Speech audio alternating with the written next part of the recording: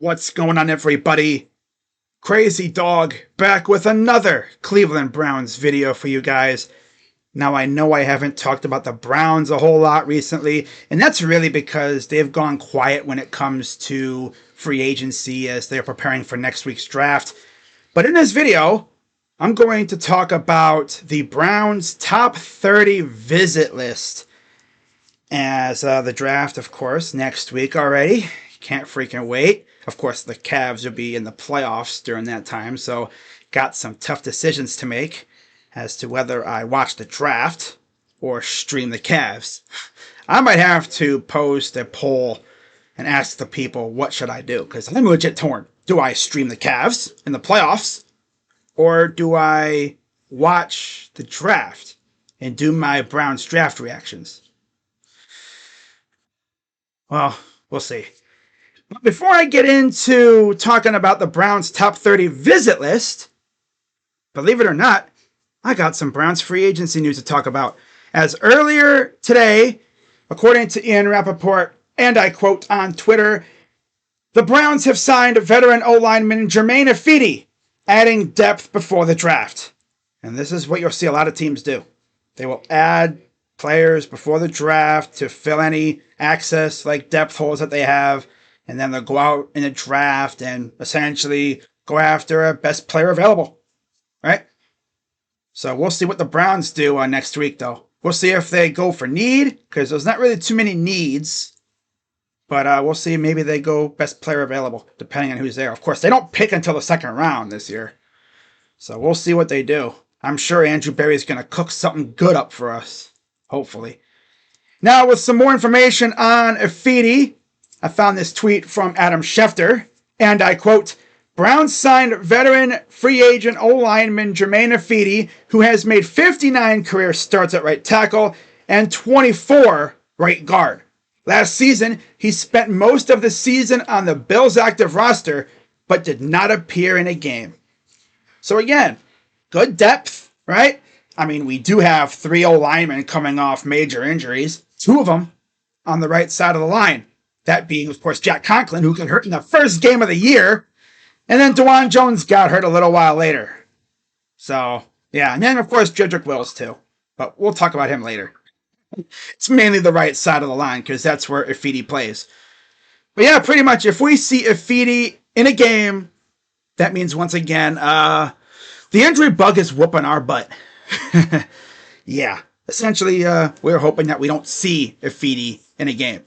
So, yeah, another O-lineman for depth to go along with Adeniji, who we signed earlier in the offseason. Not going to say I love or hate the move. It's depth. Every team needs depth, especially with the schedule the way it is. And knowing our luck, too, with the season that we just came out of. My God. Half our damn team was in the infirmary.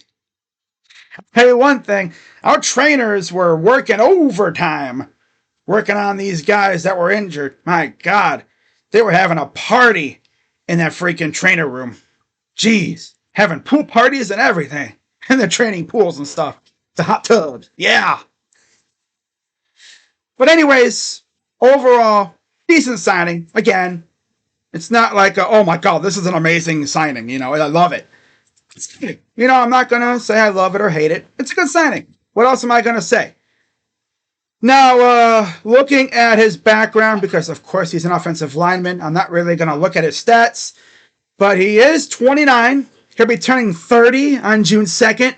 Of course, he was selected in the first round, 31st overall, in the 2016 NFL Draft by the Seattle Seahawks. So look at that, another first rounder who hasn't panned out. That's what Andrew Berry loves. He has like an affinity for those guys, like a fetish with first round flops. You know, he loves his reclamation projects. And we'll see if he does anything for Ifedi. Of course, you know, he's depth, so whatever. You know, solid. Not going to, you know, get too mad at it. It is what it is. Now, with that being said, let's take a look at the Browns' top 30 visit list heading into next week's draft. All right? So I found this article from Sports Illustrated. Shout out to Spencer Herman or German for publishing this. I believe this is up to date. We'll see, though. Seems like it is, but here is a list of all the players the Browns have brought to Berea for visits.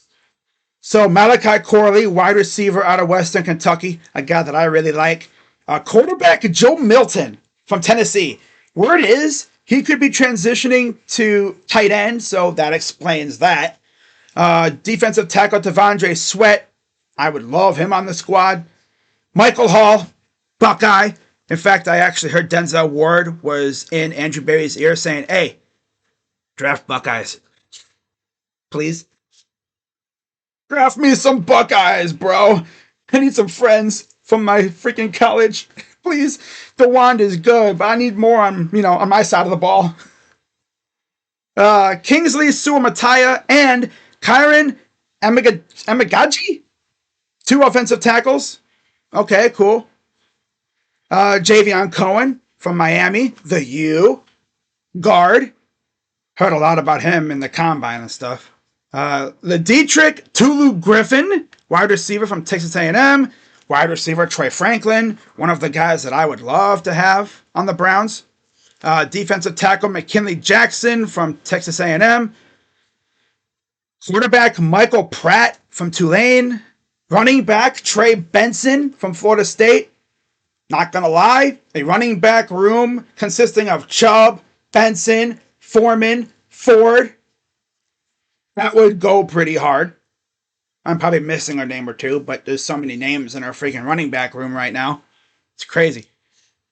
But yeah, Trey Benson would go hard on this team. Yeah. He's a guy I would love to have. Is he draft crush material? I don't know about that, but he'd be up there for sure. Tight end Jatavian Sanders from Texas. Tight end Eric All from Iowa. I mean, we haven't really addressed the tight end position in free agency, and I'm not going to lie. A tight end room of Eric All and David Njoku with a little bit of Akins, I think that would go hard. They'll go, what about Giovanni Ricci? He's more of like a fullback type. He's going to fill the role of Harrison Bryant's secondary position. Pretty much. I would love Eric All. Or Sanders, too. Safety Jaden Hicks from Wazoo. And then to wrap it all up, DeCamerion Richardson, I thought, from Mississippi State. Cool. And then Ladd McConkey from Georgia, wide receiver. There's been a lot of buzz in the Browns fan base regarding Ladd. A lot of Browns fans would love to have Ladd on the Browns. And honestly, I would too, right? That'd be cool. So, we'll see. The deadline passed. So, no more top 30 visits. And I figured I'd wait until all the visits happened and then talk about them all at once rather than make 4 or 5 videos talking about them every day when they happen. So, yeah, overall, solid list. And we'll see how many end up being on the Browns. I know the Browns don't have too many draft picks, so we'll see what they do. So, yeah, we'll see how many guys they really like. And we'll know that they really like them based off of how aggressive they are if they're still on the board. Like, if the Browns are close to being on the clock, like, let's say it's like pick 50, right? And one of these guys is on the board, do not be shocked if Andrew Berry pulls the trigger and trades up for him. Just like he did with JOK a few years ago. That's what he does. If he wants you bad enough, he'll trade up to get you. So we'll see what happens there. But that's going to wrap it up for this video. As always, give this video a big thumbs up. Like it, subscribe, hit the bell, become a member for exclusive perks like cool emotes. And, eventually I'll get to making members-only content when I get enough members. Eventually, I should. We'll see, though. But yeah, with that being said, I'm Crazy Dog. Let's go Browns. And I'm out. Bye-bye. Yeah.